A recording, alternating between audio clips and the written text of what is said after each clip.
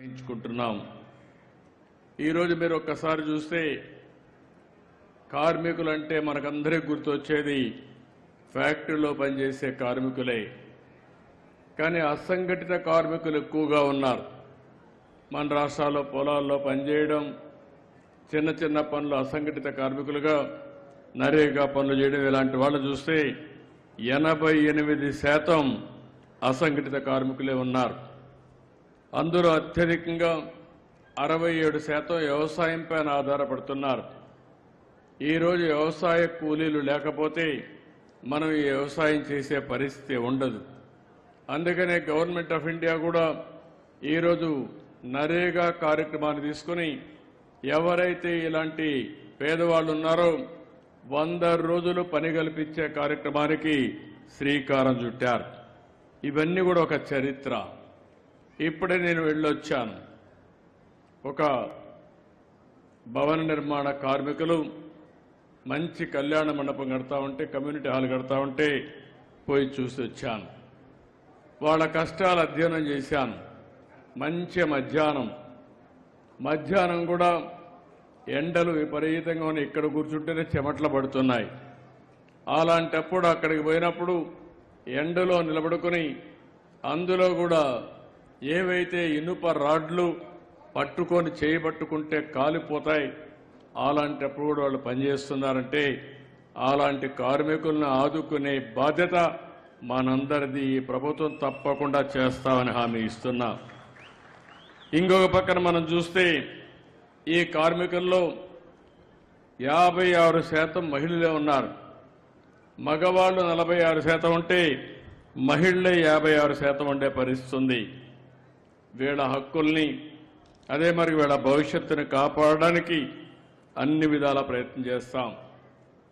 Telugu Desam party పెట్టింది 82 మార్చిలో పెడితే ఈ రోజుకి కూడా మీరు ఆలోచిస్తే ఆనాడు ఎన్టీ రామారావు గారు పెట్టినటువంటి జెండాలో చక్రాన్ని కూడా పెట్టాడు. నాగలి, చక్రం, అదే మరి గుడిసె పేదవాడి కోసం గుడిసె పెట్టారు.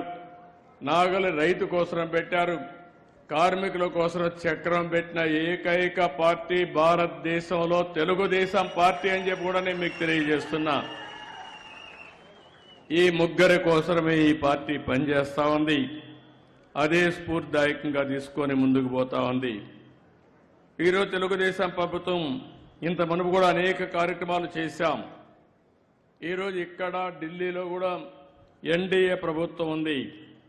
ఈరోజు ఎన్డీఏ ప్రభుత్వం ఎవరైతే కార్మికులు ఉన్నారో, కర్షకులు ఉన్నారో వారందరికీ న్యాయం చేస్తాం. 5 సంవత్సరాలు మీరు ఒక్కసారి ఆలోచిస్తే భవన నిర్మాణ కార్మికులు ఇసుక దొరకకుండా ఇష్టానుసారంగా వీళ్ళు పెత్తనం చేసి బ్లాక్ మార్కెట్లో అమ్ముకొని వేరే రాష్ట్రాలకు పంపించి వాళ్ళందరూ ఉపాధి కోల్పోయే పరిస్థితికి వచ్చారు. ఈరోజు నేను ఒకటే హామీ ఇచ్చాను, ఇప్పుడు కూడా చెప్తున్నాను. ఎక్కడైనా సరే ఇసుక ఫ్రీగా ఇచ్చాం. మీరు ఎక్కడైనా సరే మీ ఊర్లో ఇసుకుంటే మీరు స్వేచ్ఛగా తీసుకుపోయే స్వేచ్ఛ ప్రతి ఒక్కరికి మీకు ఇచ్చామని మరొక్కసారి విజ్ఞప్తి చేస్తున్నాను. ఎవరైనా సరే అడ్డం వచ్చినా, మీ ఊర్లో అవకతవకలు చేసినా మీరు పోరాడండి, ఎదురు తిరగండి, గట్టిగా ఉండండి, నేను అండగా ఉంటానని మరొక్కసారి మీ అందరికీ హామీ ఇస్తున్నా. ఈరోజు గవర్నమెంట్కి వేల కోట్ల రూపాయల ఆదాయం వస్తుంది. నేను ఒకటి ఆలోచించాను, భవన నిర్మాణ కార్మికులకు పని కావాలి, కడుపు నిండా తిండి తినే పరిస్థితి ఉండాలి. అంతేకాకుండా భవనాలు కడితే ఎంతో మందికి ఉపాధి వస్తుంది, సంపద పెరుగుతుంది. దీనివల్ల భవిష్యత్తులో మళ్లీ ఆదాయం వస్తుంది. అలాంటి కార్యక్రమానికి రూపురేఖలు దిద్దాం. భవన నిర్మాణాలకు కానీ లేఅవుట్ల అనుమతులన్నీ కూడా చాలా సులభతరం చేశాం. నిర్మాణ రంగాన్ని ప్రోత్సహిస్తున్నాం. నాలా చట్టాన్ని రద్దు చేశాం. ఎవరైనా ఒక బిల్డింగ్ కట్టుకోవాలంటే నాలా చట్టం నుంచి నో అబ్జెక్షన్ తీసుకునే విధానానికి స్వస్తి పలికిన ప్రభుత్వం ఎన్డీఏ ప్రభుత్వం అని చెప్పి కూడా నేను మీకు తెలియజేస్తున్నా. ఎవరైనా 500 చదరపు మీటర్ల కంటే ఎక్కువ విస్తీర్ణంలో భవన నిర్మాణాలు చేస్తే సెల్లార్లకు కూడా అనుమతి ఇచ్చాం. లేఅవుట్ రహదారుల కోసం 12 మీటర్ల నుంచి 9 మీటర్లకు తగ్గించాం. ఇలాంటివి అనేక విధాలుగా చేసి ఎక్కడికక్కడ ముందుకు పోయాం. కార్మికులకు వైద్య సేవలు అందించే విధంగా గుంటూరులో శ్రీ సిటీలో 100 పడకల ఆసుపత్రులు కడుతున్నాం. కర్నూలులో 30 పడకల ఆసుపత్రులు పెట్టి పెద్ద ఎత్తున ముందుకు పోతాం. ఈరోజు ఇక్కడ మీరు చూశారు, ఒక మంచి కార్యక్రమానికి శ్రీకారం చుట్టాం.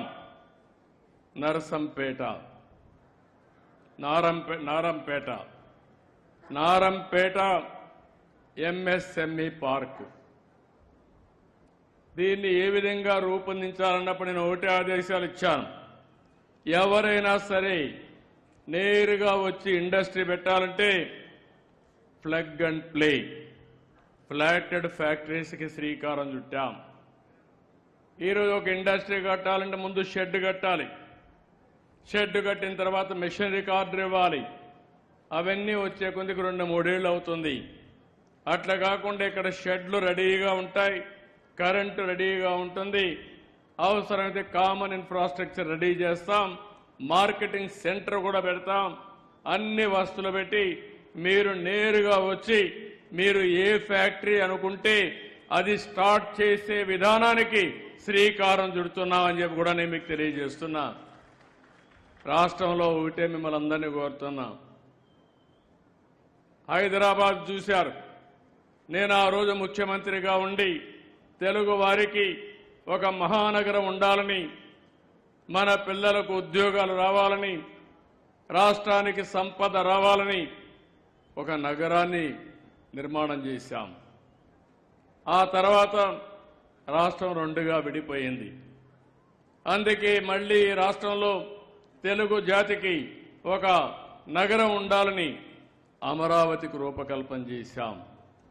మీరందరూ గుర్తుపెట్టుకోవాలి, ఈరోజు ఇక్కడ ఒక ఎంఎస్ఎంఈ పార్క్ వచ్చింది. ఈ పార్క్ ఇక్కడ వచ్చిందంటే ఇక్కడుండే రైతాంగం సహకరిస్తేనే ఇది వస్తుంది. మనం ల్యాండ్ ఎక్విజిషన్ చేస్తాం, కానీ రైతులు కూడా సహకరిస్తే ఇంకా సులభంగా సాధ్యం అవుతుంది. నేను ఎక్కడ చూసినా ఉండు తమ్ముడు, నువ్వు ఉంటే మళ్ళా మాట్లాడు. ఎక్కడ చూసినా నేను ఒకటే ఆలోచించాను. ఈరోజు మీరు ఒక్కసారి చూస్తే అమరావతిలో 29,000 మంది రైతులు, 34,000 ఎకరాలు భూమి స్వచ్ఛందంగా ల్యాండ్ పూలింగ్ లో ఇచ్చారు. వాళ్ళు ఒకే మాట చెప్పారు, రాజధాని అవసరం, రాజధాని నిర్మాణంలో మేము భాగస్వాములు అవుతాం. మేము భాగస్వాములైతే మాకు మేము ఇచ్చిన భూమిలో మీరు అభివృద్ధి చేసి మాకు కూడా కొంత భూమి ఇస్తే మేము బాగుపడతామంటే నేను ఇచ్చాను. ఈరోజు మీరు గుర్తుపెట్టుకోవాల్సింది, ప్రపంచంలో ఎక్కడా జరగని కార్యక్రమం అమరావతి నిర్మాణం. ఒక్క పైసా కూడా ప్రభుత్వ ఖర్చు లేకుండా అక్కడుండే భూమి మీదనే అది అమ్మి అక్కడ ఇన్ఫ్రాస్ట్రక్చర్ డెవలప్ చేసి ప్రజల్ని కోటీశ్వరులు చేసే కార్యక్రమానికి శ్రీకారం చుట్టిన పార్టీ తెలుగుదేశం పార్టీ, ప్రస్తుతం ఎన్డీఏ పార్టీ. ఇది ఏ విధంగా సాధ్యమైంది? 29,000 మంది రైతులు సహకరించారు. 55,000 ఎకరాలు భూమి వచ్చింది. తిరిగి వాళ్ళకి ఇంటి జాగాలు ఇచ్చాం. అదే మరి వాళ్ళకందరికీ కమర్షియల్ స్పేస్ ఇచ్చాం, రోడ్లు వేసాం, కొంతమంది వ్యక్తులకు భూములు ఇచ్చాం, కాలేజీలు వచ్చాయి, గవర్నమెంట్ ఆఫ్ ఇండియా బిల్డింగ్లు వచ్చాయి, పార్కులు వచ్చాయి. దీనివల్ల అక్కడ మార్కెట్ రేటు పెరిగింది. ఈరోజు ప్రభుత్వం దగ్గర 4,000 ఎకరాలు భూమి ఉంది. దాన్ని అమ్మితే రేపు రాబోయే రోజులు మనం పెట్టిన ఖర్చంతా తీర్చేస్తాం. ఈ విధానానికి అక్కడ శ్రీకారం చుట్టాం. నేను ఎప్పుడు కూడా ఒకటే విజ్ఞప్తి చేస్తున్నాను, ఇంతవరకు నేను హైదరాబాద్లో ఎయిర్పోర్ట్ కట్టినా, లేకపోతే ఇంకొకటి ఇక్కడ ఒక ప్రాజెక్టు కట్టినా, ఎక్కడా ఏ రైతుకు కూడా అన్యాయం జరగకుండా న్యాయం చేసిన వ్యక్తి, న్యాయం చేసిన పార్టీ ఇది. మీలో కూడా ఒక ఆలోచన రావాలి. లిటిగేషన్లు పెట్టడం కావాలంటే కొంతమంది సరైన ప్రవర్తన లేకుండా ఏదొచ్చినా ఏ అభివృద్ధి వచ్చినా సహించలేని వాళ్ళు కొంతమంది ఉంటారు. అంటే ఏ అభివృద్ధి జరగకపోతే వాళ్ళకు ఆనందం, అది మంచిది కాదు. ఒక్కోసారి కొన్ని అభివృద్ధి కార్యక్రమాలు వస్తాయి. ఈరోజు ఒక ఎయిర్పోర్ట్ వస్తుంది, ఒక పోర్ట్ వస్తుంది, ఒక ప్రాజెక్ట్ వస్తుంది, ఒక ఇండస్ట్రీ వస్తుంది. దీనివల్ల ఆ ప్రాంతం అభివృద్ధి అవుతుంది, సంపద సృష్టించబడుతుంది, ఉద్యోగాలు వస్తాయి, ప్రభుత్వానికి ఆదాయం వస్తుంది. నా పక్కన కూర్చొని ఆడబిడ్డను అడిగాను, యానాది కుటుంబం నెల్లూరు జిల్లాలో తరతరాలుగా పేదరికంలో ఉండే ఏకైక కుటుంబాలు ఈ యానాది కుటుంబాలని చెప్పి కూడా నేను మీకు తెలియజేస్తున్నా. వాళ్ళని పైకి తెచ్చే బాధ్యత మన మీద ఉంది.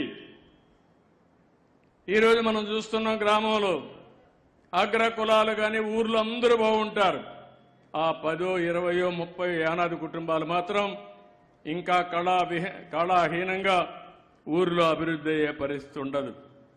ఈరోజు నేను ఒకటే ఇక్కడ ఈ పార్కులో ఆలోచించాను. రేపు రాబోయే రోజుల్లో 175 నియోజకవర్గాల్లో 175 పార్కులను ఏర్పాటు చేస్తాం. ఈ పార్కు మీరు ఒక్కసారి ఉదాహరణ చూస్తే 173 ఎకరాలు, 37 కోట్ల రూపాయలు లేఅవుట్ డెవలప్ చేయాలి. 338 ఇండస్ట్రీస్ వస్తాయి. దగ్గర 250 కోట్ల రూపాయలు పెట్టుబడులు వస్తాయి. 2500 మందికి ఉద్యోగాలు వచ్చే అవకాశం ఉంటుంది మినిమం. దానివల్ల 2500 కుటుంబాలు బాగుపడతాయి. ఇలాంటి ప్రతి ఒక్క మండలానికి ఒకటి వస్తే ఎంత అభివృద్ధి జరుగుతుందో ఒక్కసారి ఆలోచించండి. వ్యవసాయం తర్వాత ఎక్కువ ఉపాధి కల్పించే రంగం సర్వీస్ సెక్టర్ అయితే, సర్వీస్ సెక్టర్ అభివృద్ధి కావాలంటే ఇండస్ట్రీ కూడా చాలా ముఖ్యమని చెప్పి కూడా నేను మీకు తెలియజేస్తున్నా. అందుకే ఈ ఒక్క రోజున మీరు ఒక్కసారి చూస్తే 50 ఎంఎస్ఎంఈ పార్కులు ఇక్కడి నుంచే ఇనాగరేట్ చేశానని చెప్పి కూడా మీ అందరికీ విజ్ఞప్తి చేస్తున్నాను. రాబోయే రోజుల్లో అతి తొందరలో ఈ ఇండస్ట్రియల్ పార్కులన్నీ కూడా పెడతాం. అంతేకాదు, యువకులందరికీ విజ్ఞప్తి చేస్తున్నాం, ఉద్యోగాలు కావాలి, ప్రైవేట్ ఉద్యోగాలు రావాలి. అందుకే 20 లక్షల మందికి ఉపాధి కల్పిస్తానని చెప్పాం. దానికి కట్టుబడి ఉన్నాం. ఉద్యోగాలు కల్పిస్తాం. ఇప్పటికీ మినిస్టర్ గారు చెప్పినట్టు పెద్ద ఎత్తున పెట్టుబడులు వస్తున్నాయి. ఈ ప్రభుత్వం పైన విశ్వాసం ఉంది, నమ్మకం ఉంది. చెప్పిన మాట నిలబడతామని, అవినీతి లేనటువంటి పరిపాలన ఇస్తామని, త్వరితగతిన క్లియరెన్స్లు ఇస్తామని, ఎలాంటి అడ్డంకులు సృష్టించమని ఈరోజు పెద్ద ఎత్తున పెట్టుబడులు పెట్టడానికి ముందుకు వస్తున్నారు. దీనివల్ల ఈ రాష్ట్రం అభివృద్ధి అవుతుంది, యువతకు ఉద్యోగాలు వస్తాయి. ఇంకో పక్కన ఆ రోజు నేను ఐటీకి ప్రాధాన్యత ఇచ్చాను. అందరూ చదువుకున్నారు, మంచి మంచి ఉద్యోగాలు వచ్చాయి. ఈరోజు నెక్స్ట్ లెవెల్కి వెళ్తున్నాం. ఆర్టిఫిషియల్ ఇంటెలిజెన్స్ వచ్చింది. ఇది మనకు అర్థం కాకపోవచ్చు. చదువుకున్న పిల్లలందరూ ఆలోచించుకోవాలి. భవిష్యత్తు ఆర్టిఫిషియల్ ఇంటెలిజెన్స్ దే. దాన్ని ఉపయోగించుకుంటే మన జీవితాలు బాగుపడతాయి. ఈరోజు నేను ఆలోచించిన విధానం, రతన్ టాటా ఇన్నోవేషన్ హబ్ కింద అమరావతిలో పెద్ద సెంటర్ క్రియేట్ చేస్తున్నాం. ఉత్తరాంధ్ర 3 జిల్లాలకి విశాఖపట్నం కేంద్రంగా, గోదావరి జిల్లాలకి రాజమండ్రి కేంద్రంగా, గుంటూరు కృష్ణా జిల్లాలకి విజయవాడ కేంద్రంగా, ప్రకాశం నెల్లూరు చిత్తూరు ఈ 3 జిల్లాలకు తిరుపతి కేంద్రంగా పెట్టి, అనంతపూర్ కర్నూలు కడపకి అనంతపూర్ కేంద్రంగా పెట్టి 5 రీజనల్ హబ్స్ పెడుతున్నాం. దేశంలో ఎక్కడా చెయ్యని విధంగా ఈరోజు పారిశ్రామికవేత్తల్ని, అకాడమిక్ ఇన్స్టిట్యూషన్స్, కాలేజీల్ని అనుసంధానం చేస్తున్నాం. చదువుకునే రోజుల నుంచి కూడా పిల్లలు ఆలోచించుకోవాలి. ఉద్యోగం చేయడం కాదు, మీరు ఉద్యోగం ఇచ్చే పరిస్థితి రావాలి. ఈరోజు నేను కూడా ఒక సాధారణ కుటుంబంలోనే పుట్టాను. నేను ఒక ముఖ్యమంత్రిగా సుజావుగా పరిపాలిస్తున్నానంటే మీకు కూడా తెలివితేటలున్నాయి. తెలివితేటలు ఉపయోగించండి. మీకు అండగా చేయూతనిచ్చే బాధ్యత నాదని మరొక్కసారి యువత అందరికీ విజ్ఞప్తి చేస్తున్నా. మీ ఆలోచన విధానంలో మార్పు రావాలి. నేను ఆ రోజు ఐటీ అన్నాను, ఉద్యోగాలు వస్తాయని చెప్పాను. తర్వాత అన్నాను, ఐటీ వల్ల మీరు ఒక ఉద్యోగం కాదు ప్రోడక్ట్స్ తయారు చేయండి అన్నాను.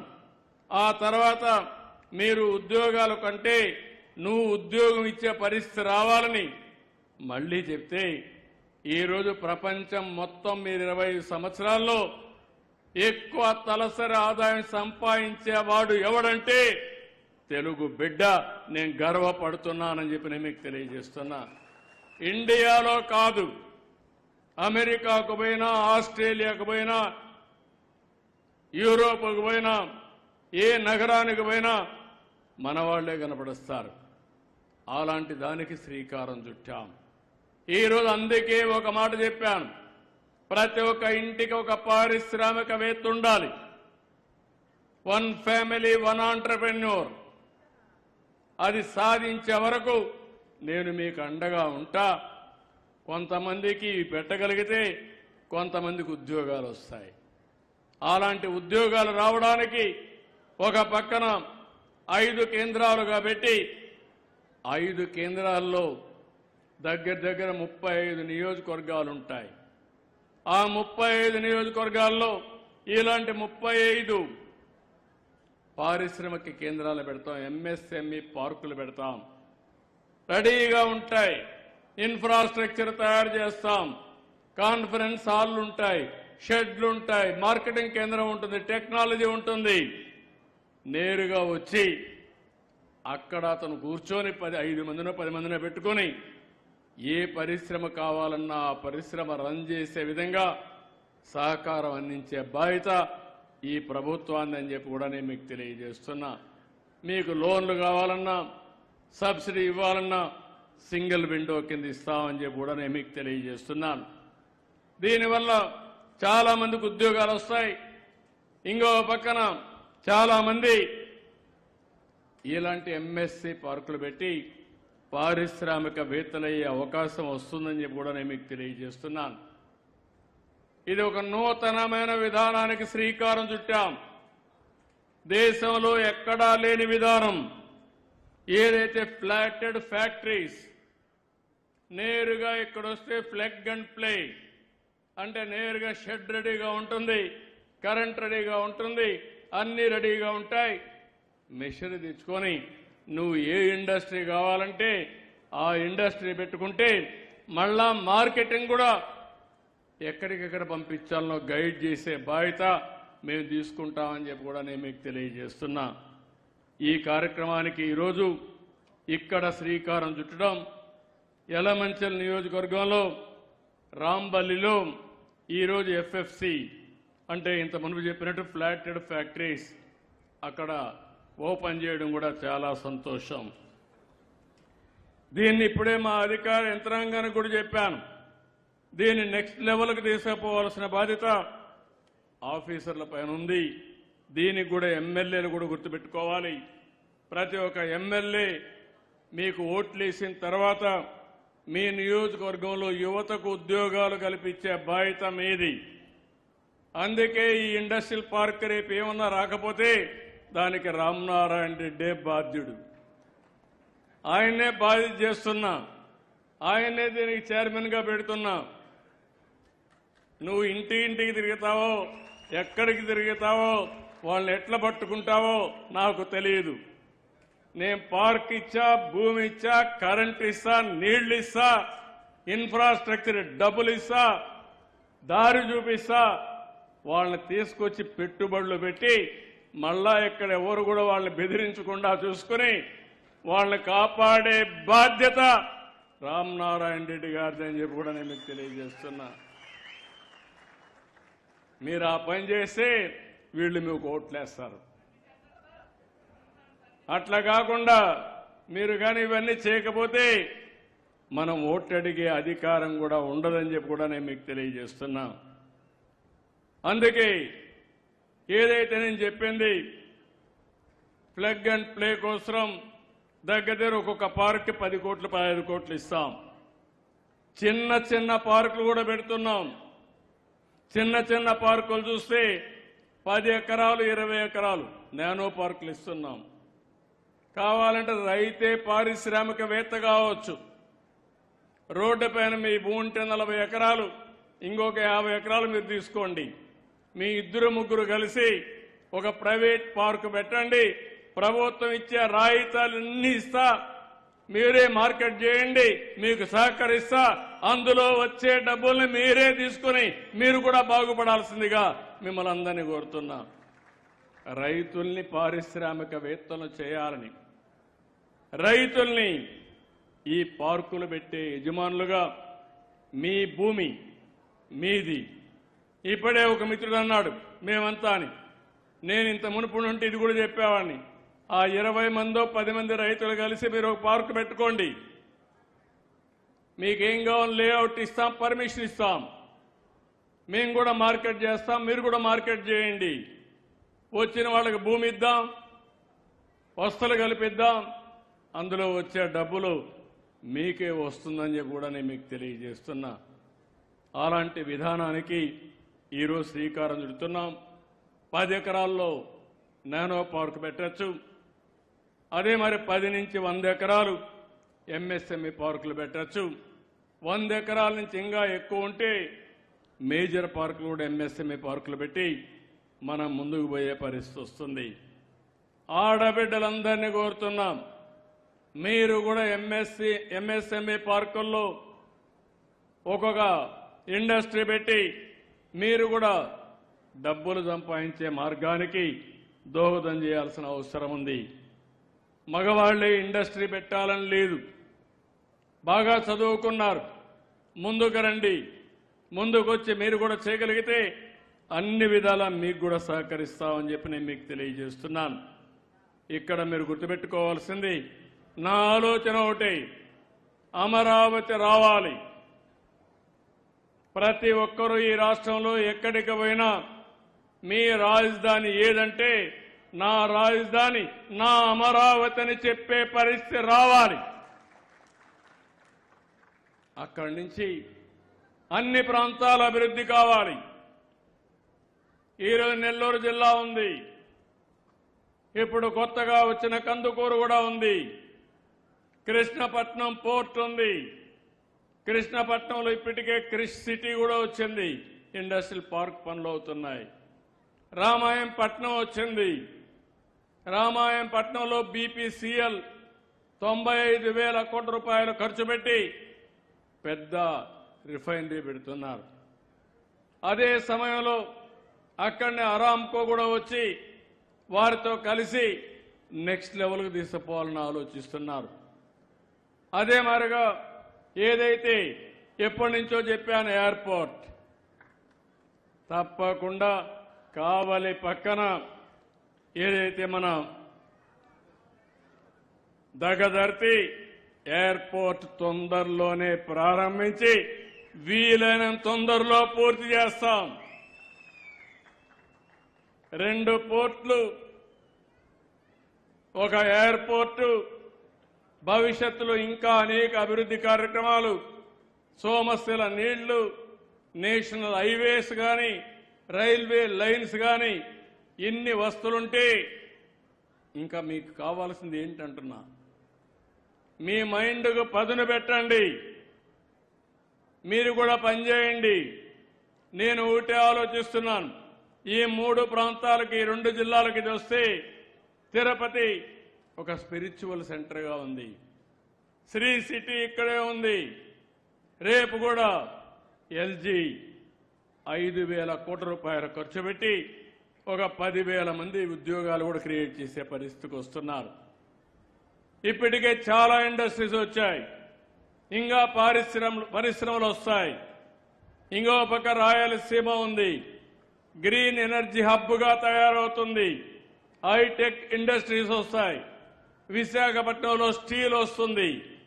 ఈ విధంగా మొత్తం రాష్ట్రమంతా అభివృద్ధి చేయాలనేది నా ఆలోచన. ఇప్పుడే రామనారాయణ గారు చెప్పినట్టు ఇక్కడే సోమస్యలు ఉంది కానీ మీ నియోజకవర్గంలో ఉంది కానీ మీ నియోజకవర్గానికి నీళ్లు రావడం లేదు. ఆ నీళ్లు ఇచ్చే బాధ్యత ఈ ప్రభుత్వానిదని మరొక్కసారి మీ అందరికీ హామీ ఇస్తున్నాను. ఇదే కాదు, భవిష్యత్తులో నా ఆలోచన అంతా ఎక్కడికక్కడ ప్రతి ఎకరాకు నీళ్లు ఇవ్వాలని. మీరు చూస్తే రాష్ట్రంలో ఇరిగేషన్ ప్రాజెక్ట్స్ అన్ని ఆ రోజు ఎన్టీ రామారావు గారిని ఎప్పుడూ ఈ జిల్లా గుర్తుపెట్టుకోవాలి. శ్రీశైలం నుంచి నీళ్లు వచ్చినప్పుడు ఆ నీళ్లు నేరుగా తమిళనాడుకు తీసుకుపోవాలంటే కాదు, నా రాయలసీమ నా నెల్లూరుకు నీళ్లు ఇచ్చిన తర్వాతనే తమిళనాడుకు వెళతాయని ఆ రోజు శ్రీకారం చుట్టిన వ్యక్తి ఎన్టీ రామారావు గారు. ఆ నీళ్లు వస్తున్నాయి కాబట్టి సోమశిల నిండుతా ఉంది. సోమశిలే కాదు, కందలేరు నిర్మాణం చేసిన వ్యక్తి ఎన్టీ రామారావు గారు. తెలుగుదేశం పార్టీ ఈ జిల్లాలో చాలా కార్యక్రమాలు చేశాం. అందుకే అవన్నీ గుర్తించి మొట్టమొదటిసారిగా 10 సీట్లకు 10 సీట్లు గెలిపించారు. ఇది శుభ పరిణామం. అందుకని జిల్లా అభివృద్ధి చేస్తాం. ఇప్పుడే ఇంజనీరింగ్ కాలేజ్ చెప్పారు, ఇక్కడ యూనివర్సిటీ ఒక కాలేజీ కావాలని ఈరోజు అడిగారు. తప్పకుండా ఆ కాలేజీని ఆత్మకూరులోనే పెడతాం. ఇవన్నీ ఒక ఎత్తు అయితే నేను ఆలోచించేది అభివృద్ధి సంపద సృష్టిస్తుంది, ప్రభుత్వానికి ఆదాయం వస్తుంది. అదే సమయంలో పేదవాళ్ళు సంపద వస్తే కొంతమందికే పరిమితం అయితే అది అభివృద్ధి కాదు. అభివృద్ధి అందరికీ అందాలి. ఈ ఫలితాలు పేద కుటుంబాలకు కూడా రావాలి. పేదల జీవితాల్లో మార్పులు రావాల్సిన అవసరం ఉంది. మీరందరూ గుర్తుపెట్టుకోండి, ఎన్నికల ముందు నేను ఒకే మాట చెప్పాను, సంపద సృష్టిస్తాం, అభివృద్ధి చేస్తాం, అదే సమయంలో సంక్షేమ కార్యక్రమాలు కూడా ఇస్తానని, ఇది నిరంతరం కొనసాగిస్తానని చెప్పాను. అదే సూపర్ 6 కూడా చెప్పాను. ఈరోజు మీరందరూ చూస్తే ఈ దేశంలో ఎక్కడా ఇవ్వని విధంగా పెన్షన్లు ఇస్తున్నాం. నేనే ఆ రోజు 200 రూపాయల పింఛన్ని 2000 చేశాను. మొట్టమొదటిసారిగా పింఛన్ విధానానికి శ్రీకారం చుట్టిన యుగ పురుషుడు నందమూరి తారక రామారావు గారు 35 రూపాయలతో ప్రారంభించారు. దాన్ని 70 రూపాయలు చేశాను. 200 నుంచి 2000 చేశాను. 3000 నుంచి 4000 చేశాను. దివ్యాంగులైతే చాలా ఇబ్బంది పడుతున్నారంటే ఒకప్పుడు 5000 చేసి 5000 నుంచి ఒకటేసారి 3000 చేశాను. మళ్లీ 3000 నుంచి 6000 చేశాను.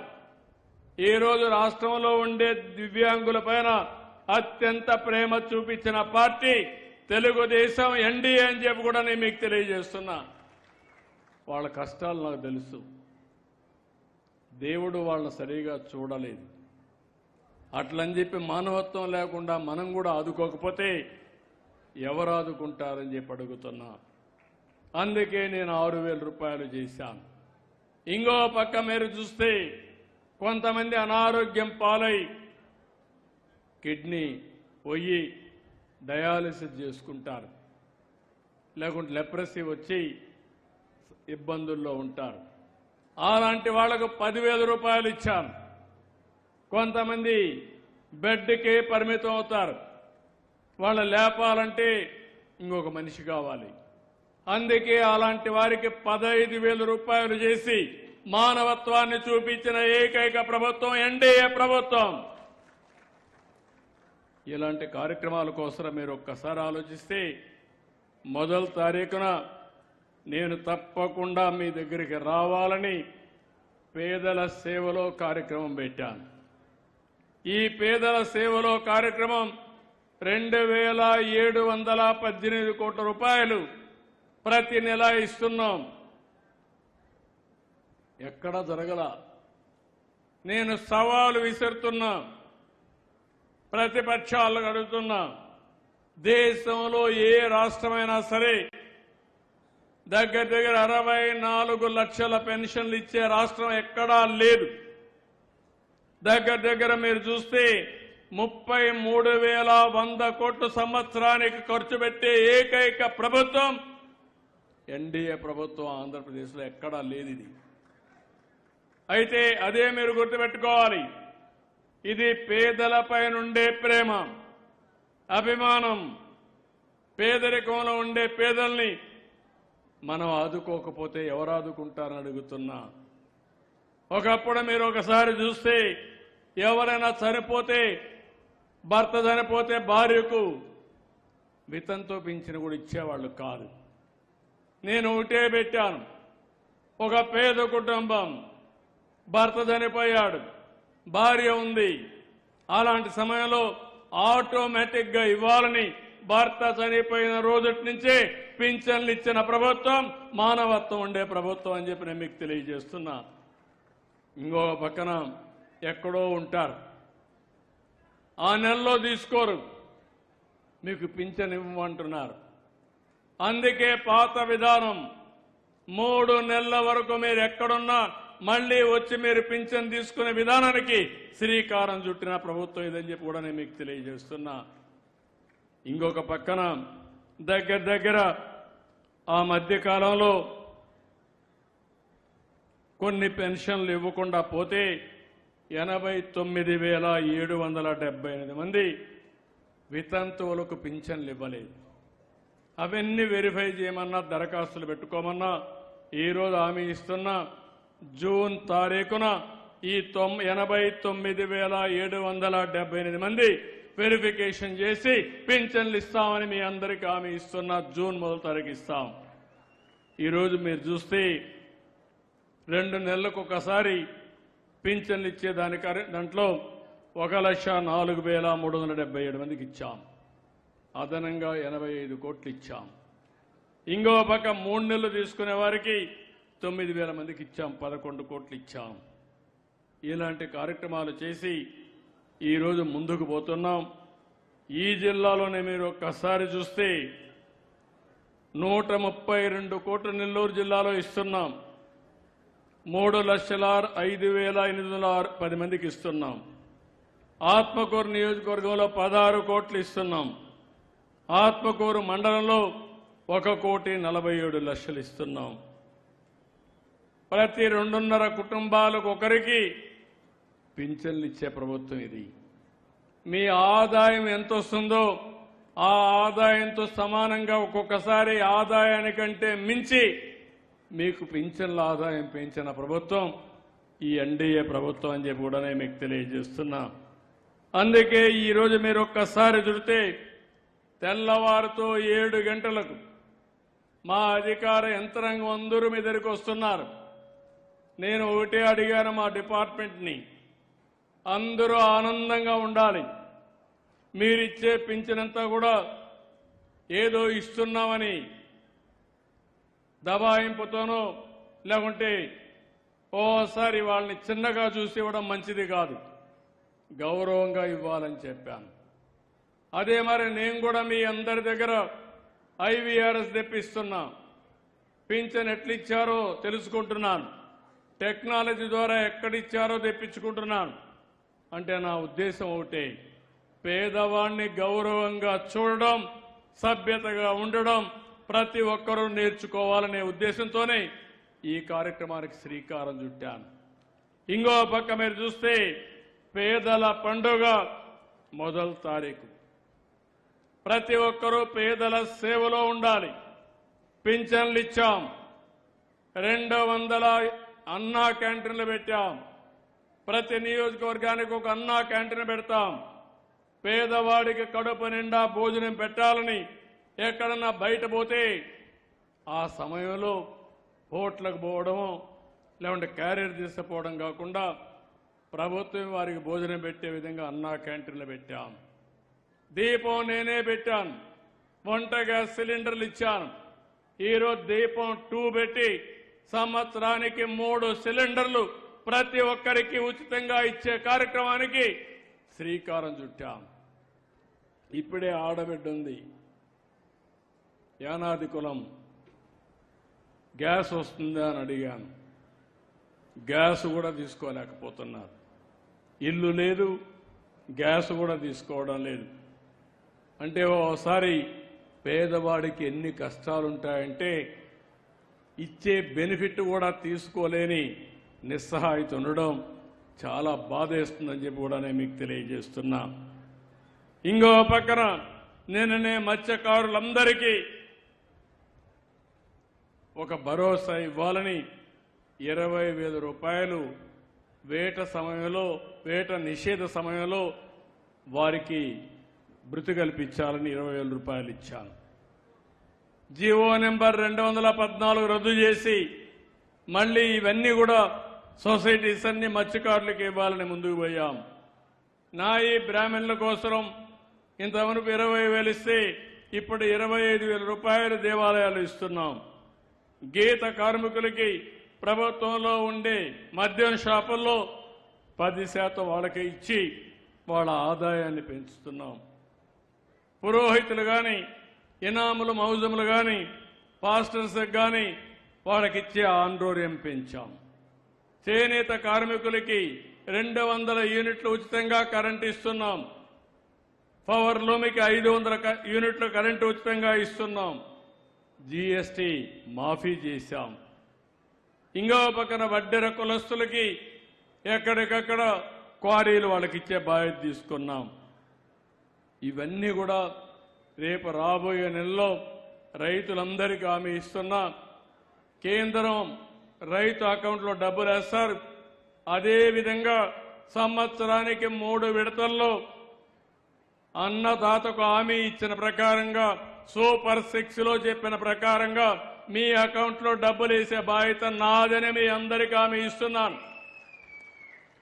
కేంద్రం 6,000 ఇస్తా ఉంది, మనం 14,000 ఇస్తున్నాం.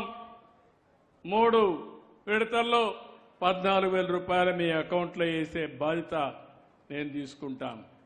ఇంకో పక్క తల్లికి వందనం. ఎవరైతే పిల్లలు చదువుకుంటున్నారో ఆ పిల్లలందరికీ 15,000 ఇస్తానని చెప్పాను. ఎంతమంది పిల్లలుంటే అంతమందికి ఇస్తానన్నాను.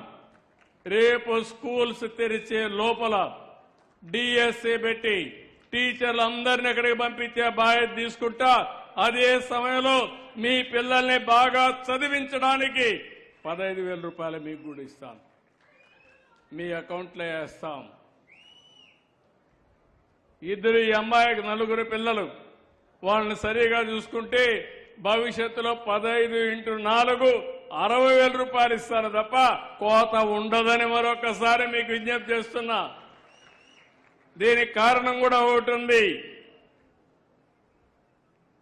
చాలా మంది ఈ మధ్యకాలంలో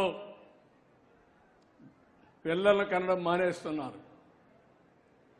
ఒకప్పుడు నేనే పిల్లల్ని కనద్దు, తగ్గించమని చెప్పా. దానివల్ల ఇప్పుడు జనాభా తగ్గిపోతా ఉంది. చాలా దేశాలు జనాభా లేని పరిస్థితికి వస్తున్నాయి. మన దేశంలో కూడా ఆ పరిస్థితి వస్తే చాలా ఇబ్బందులు వస్తాయి. అందుకే ఇప్పుడు నేనే పిలిపిస్తున్నా. ఒకప్పుడు 2 కంటే ఎక్కువ మంది పిల్లలుంటే స్థానిక సంస్థల్లో పోటీ చేయడానికి అర్హత లేదు, తీసేశా. ఇప్పుడు చెప్తున్నా, 2 కంటే తక్కువ మంది పిల్లలుంటే భవిష్యత్తులో పోటీ చేయడానికి అర్హత లేకుండా చట్టాన్ని తీసుకొస్తాం.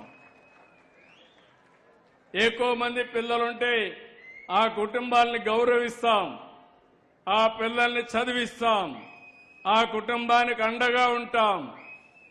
ఇది సమాజ హితం కోసం. అందుకని ముందు చూపుతో ఈ మాట మాట్లాడుతున్నాను. ఇంకో పక్క సంక్షేమ కార్యక్రమాలు ఇవ్వడం మనందరి బాధ్యత.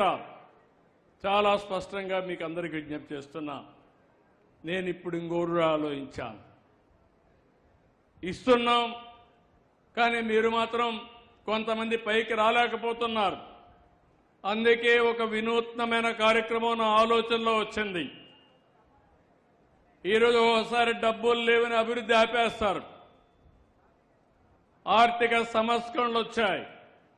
ఆ సమయంలో నేను కూడా ఆలోచించి ఏ విధంగా చేస్తే బాగుంటుందని ఆలోచించినప్పుడు హైదరాబాద్లో ఎయిర్పోర్ట్ వచ్చింది, ప్రైవేట్లో వచ్చింది.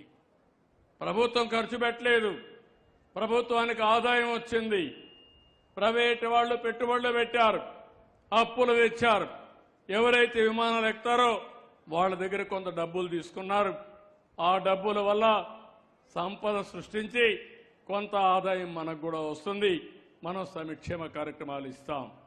ఒక రోడ్డు ఉంది, ఒక సెల్ ఫోన్ ఉంది, లేకపోతే ఒక పోర్ట్ ఉంది, ఒక ఎయిర్పోర్ట్ ఉంది. ఇవన్నీ కూడా పీపీపీ విధానంలో ప్రభుత్వ ప్రైవేటు భాగస్వామ్యంతో వచ్చాయి. దీనివల్ల మనకు బెనిఫిట్స్ వచ్చాయి. ఈరోజు నేషనల్ హైవే ఉందంటే దర్జాగా మనందరం వెళ్తున్నాం. సైకిల్లో పోతే ట్యాక్స్ లేదు, ట్రాక్టర్లో పోతే ట్యాక్స్ లేదు, ఆటోలో పోతే ట్యాక్స్ లేదు, స్కూటర్లో పోతే ట్యాక్స్ లేదు, కారులో పోతే మాత్రం టోల్ ఫీ పే చేయాలి. తప్పేంటి? వాళ్ళకో లాభం. ఎక్కడ కూడా రిపేర్లు రావు, టైం కలిసి వస్తుంది, పెట్రోల్ డీజిల్ కన్జంప్షన్ ఆదా అవుతుంది. అలాంటప్పుడు అది బెస్ట్ విధానం అయింది. కానీ ఇక్కడ జరిగింది, వాళ్ళు బాగా డబ్బులు వస్తున్నాయి, కానీ పేదవాడు నిరుపేదగా మారిపోతున్నాడు. అందుకే నేను ఒక కొత్త విధానానికి శ్రీకారం చుట్టాను. ప్రభుత్వం ప్రైవేట్ ప్రజల భాగస్వామ్యం. ఆ ఆలోచనలో పుట్టింది మార్గదర్శి బంగారు కుటుంబం. బంగారు కుటుంబం అంటే ఏంటి? మీ ఊరిలో పేదవాళ్ళు ఉన్నారు, అందరికంటే నిరుపేదలున్నారు. వాళ్ళని ఒక 20 మందిని ఎంపిక చేద్దాం. 100కి కొంతమంది సమాజంలో చాలా వరకు ఉన్నత స్థాయికి వెళ్లారు. ఒక 10 మందిని వాళ్ళ ముందుకు రమ్మంటున్నాను. ఈ 10 మంది, ఈ 20 మందిని చేయూతనిమ్మంటున్నా, అండగా ఉండమంటున్నా, వాళ్ళని అడాప్ట్ చేసుకోమంటున్నా. ఒకప్పుడు నేను ఒక జన్మభూమి పిలిపించాను. ప్రపంచంలో ఉండే తెలుగు వాళ్ళందరూ వచ్చారు. హాస్పిటల్ కట్టారు, స్కూల్ బిల్డింగ్లు కట్టారు, రోడ్లు వేశారు, శ్మశానాలు నిర్మించారు. ఇప్పుడు అదే స్ఫూర్తితో నేను ఇచ్చే పిలుపు, ముందుకు రండి. మీతో పుట్టిన వాళ్ళు ఇంకా ఈ ఊర్లో పేదవాళ్ళుగానే ఉన్నారు. మీకు ఈ గౌరవం వచ్చింది. ఎవరిచ్చారు ఈ గౌరవం? సమాజం ఇచ్చింది. తిరిగి సమాజం పిలుస్తా ఉంది, ఆ పేదవాళ్ళు పిలుస్తున్నారు. వాళ్ళను బాగు చేసే బాధ్యత మీకు అప్పచెప్తానని చెప్పి పిలిపించాను. దీన్ని మొన్న ఉగాది రోజున లాంచ్ చేశాను. నేను ఈ రాష్ట్రంలో 30 లక్షల కుటుంబాలని బంగారు కుటుంబాలుగా ఎంపిక చేస్తున్నా. ఒక 5 లక్షల మంది, 10 లక్షల మందిని మార్గదర్శకులుగా ఎంపిక చేస్తున్నా. నేను ఇవ్వాల్సిన అన్ని ఇస్తాను. సూపర్ 6 ఇస్తాను. ఎన్నికల మేనిఫెస్టో అమలు చేస్తాను. ఏం చేయాలనో అభివృద్ధి కోసం ముందుకు తీసుకెళ్తాను. అదే సమయంలో ప్రజల్ని ఆస్తిగా చేసుకుని వాళ్లకు చేయూతనిస్తే వండర్స్ చేస్తారు. నాకు అవకాశం వచ్చింది. అంచెలంచెలుగా ఎదిగాను. ఎన్టీ రామారావు గారు కూడా ఒక పేద కుటుంబంలోనే పుట్టాడు, మధ్యతరగతిలో పుట్టారు. నరేంద్ర మోడీ గారు కూడా ఒక పేద కుటుంబంలో పుట్టారు. అంబేద్కర్ గారు ఒక పేద కుటుంబంలో పుట్టారు. మహాత్మా గాంధీ ఒక పేద కుటుంబంలో పుట్టాడు.